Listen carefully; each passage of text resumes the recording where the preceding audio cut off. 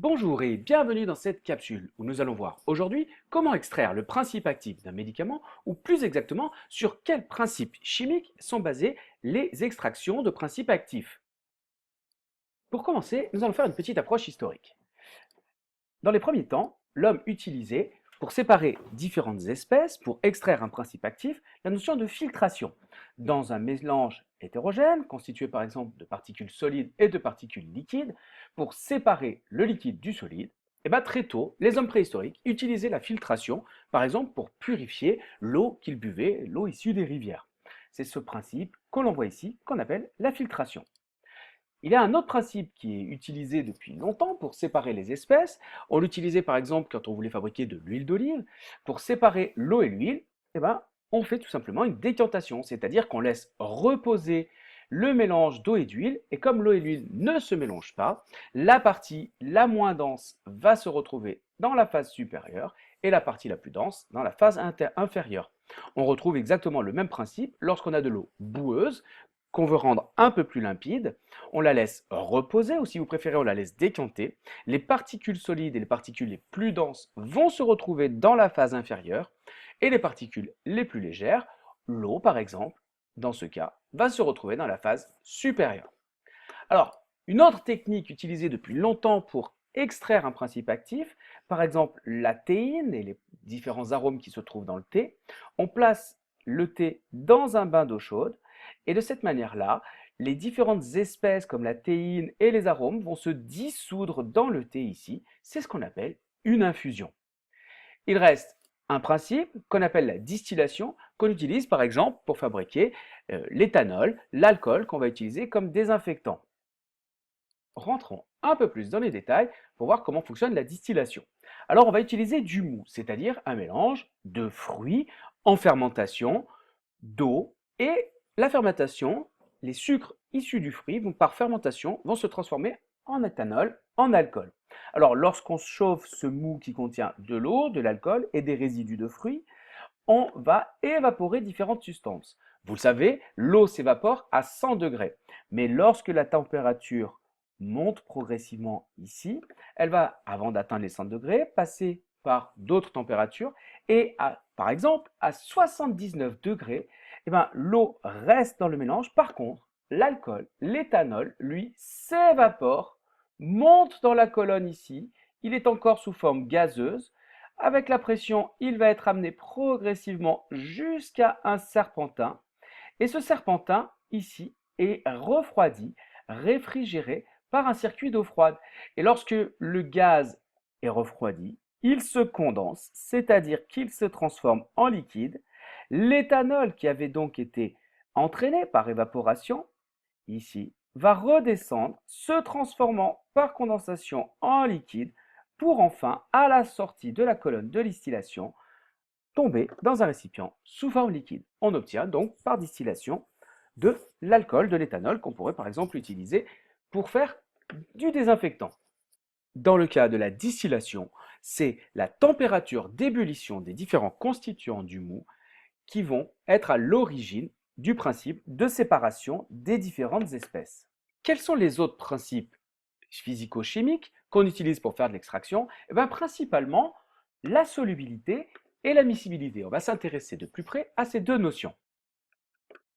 L'enjeu ici est de bien comprendre la différence entre soluble et miscible. Prenons un exemple. L'eau et l'alcool sont deux espèces qui seront représentées ici de la manière suivante.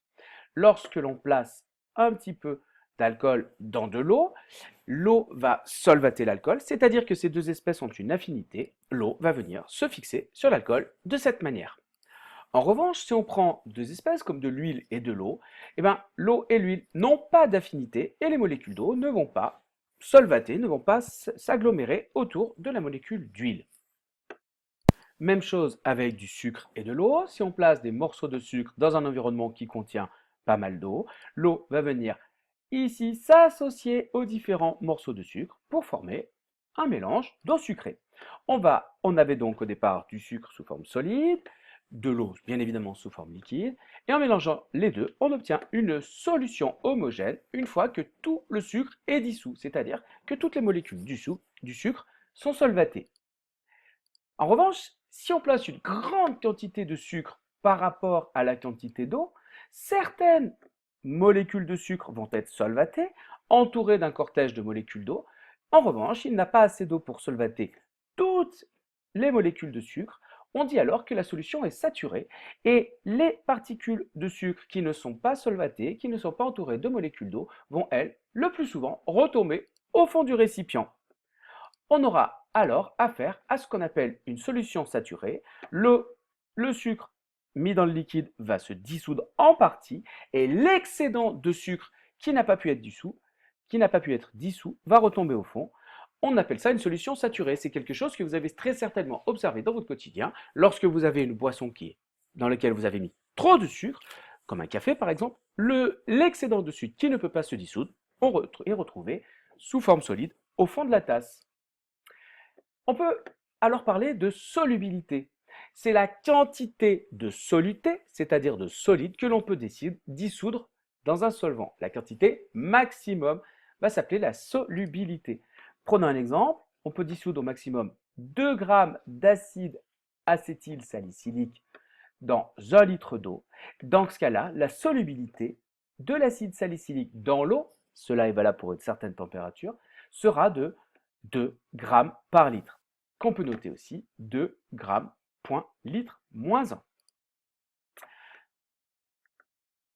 À cette notion de solubilité, on peut associer une deuxième notion qu'on appelle la miscibilité, la capacité d'une espèce de deux espèces de se mélanger ou non. Prenons un exemple. L'eau et l'alcool, on l'a vu, ont des affinités. L'alcool se dissout dans l'eau. On obtient donc, après agitation, un mélange homogène qu'on va appeler d'eau et d'alcool. En revanche, on peut avoir des espèces qui ne sont pas miscibles, qui ne vont pas se mélanger, comme l'huile et l'eau. On l'a vu, l'huile et l'eau n'ont pas d'affinité, c'est-à-dire que les molécules d'eau ne vont pas s'agglomérer, ne vont pas se coller aux molécules d'huile. Donc, si on mélange de l'huile et de l'eau, on va obtenir, après agitation, ce qu'on appelle une émulsion. On aura des petites fines gouttelettes d'huile en suspension dans l'eau, mais par décantation, si on laisse reposer le mélange, l'huile étant moins dense, elle remonte à la surface. Les molécules d'eau, elles, plus denses, vont tomber au fond du récipient et on obtient un mélange hétérogène avec l'huile au-dessus et l'eau en dessous. Dans ce cas-là, comme les molécules d'eau et d'huile n'ont pas d'affinité, l'huile ne se dissout pas dans l'eau. Et dans ce cas-là, le mélange est constitué de 2 parties. On dit qu'il est hétérogène. Pour faire un petit bilan sur cette notion de solubilité et de miscibilité. La solubilité, c'est quand 2 espèces ont des affinités, c'est-à-dire qu'on peut par exemple dissoudre du sucre dans de l'eau et obtenir un mélange homogène. Pour mémoire, on pourra se rappeler que soluble signifie qui se dissout, une espèce qui se dissout. En revanche, la miscibilité, lorsque 2 espèces effectivement sont solubles, on va obtenir un mélange homogène. On dit que les 2 espèces peuvent se mélanger.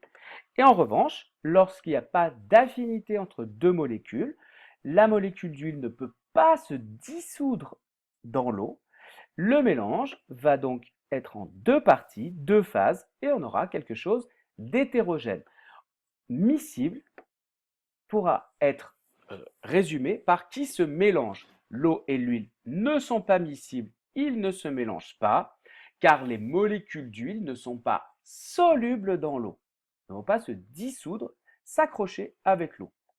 En revanche, l'eau et l'huile sont miscibles, l'eau et l'alcool sont miscibles, l'alcool se mélange avec l'eau, car il y a des affinités entre l'eau et l'alcool, et on va obtenir un mélange homogène.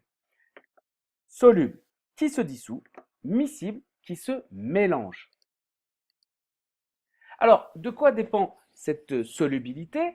Eh bien, elle va dépendre par exemple de la température. Si vous mettez de la menthe par exemple dans de l'eau froide, eh ben, il y aura beaucoup moins de particules d'arôme de menthe à l'intérieur de l'eau que si l'eau est chaude. Et puis, par exemple, si vous mettez de la menthe dans de l'alcool, eh ben, il y a encore davantage de particules d'arôme de menthe qui vont se dissoudre dans l'alcool. Donc, la solubilité va dépendre de la température, mais également de la nature du solvant. Et on pourrait le voir aussi, cette solubilité dépend de la pression. Voilà, j'espère que vous en savez désormais un peu plus sur ces notions de miscibilité, solubilité, qui permettent d'extraire les principes actifs, par exemple pour la fabrication d'un médicament. Il vous reste à compléter le questionnaire en ligne, et moi je vous dis à plus en classe!